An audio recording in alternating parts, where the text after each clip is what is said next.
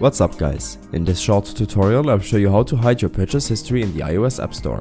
This should be quite an easy tutorial, but if you still have any questions then leave a comment and let me know. Just to clarify, this will hide your purchases made on your Apple ID, but you'll never be able to fully delete your purchase history as Apple removed this option from the App Store a while back. Open up the App Store and on the first tab, tap on this face on the top right of your screen. Here, in the account section, tap on Purchased and here you can already see your recent purchases and those which are not installed on your device. If you want to view your purchase history from longer ago, then open up your settings, navigate to iTunes and App Store and here select your Apple ID, which is typically your email address on the top of your screen. Select to view your Apple ID and here tap on Purchase History. This window will give you a better idea on how much you paid for each app and you can set a date range if you want. I hope this helped you out. Leave a comment if you have any questions and see you in the next one.